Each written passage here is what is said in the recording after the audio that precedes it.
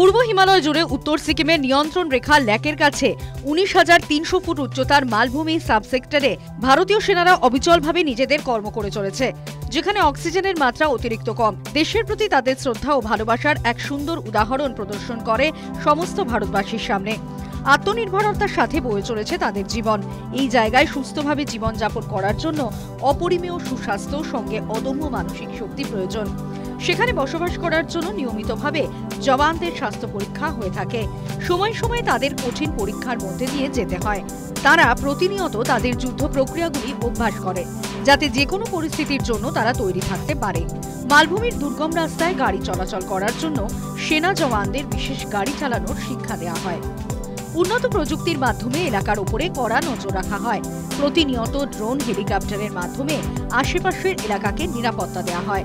মালভূমির দুর্গম রাস্তা চলার জন্য উন্নত যুদ্ধ ট্যাঙ্ক ব্যবহার করা হয়, যাতে যুদ্ধের সময় শত্রুদের দমন করতে পারে। ভারতীয় জওয়ানরা যুদ্ধের পাশাপাশি স্থানীয় বাসিন্দাদের জীবনযাত্রাও উন্নত মানের করে তোলে। এলাকাবাসীদের জন্য নিয়মিতভাবে মেডিকেল ক্যাম্প চালানো হয়।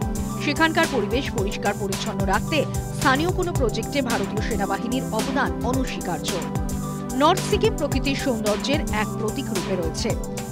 সেখানের পশু পাখি, নদী সবকিছুর জন্য স্বাস্থ্যময় পরিবেশ বজায় রাখার চেষ্টা করে জওয়ানরা। সেখানে 4,000 থেকে 5,500 মিটার জুড়ে রয়েছে স্থানীয় গাছ ও ফুল। রং বেরঙের ফুলে সেজে রয়েছে সিকিম। ভারতকে রক্ষার পাশাপাশি সিকিমের সৌন্দর্যতাও রক্ষা করার দায়িত্ব নিজ কাঁধে তুলে নিয়েছে ভারতীয় সেনাবাহিনী।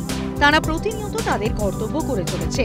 যেখানে তাপমাত্রা প্রায় 40 ডিগ্রি বয়ে যায়, সেখানেও তারা তাদের কর্তব্যে অবিচল।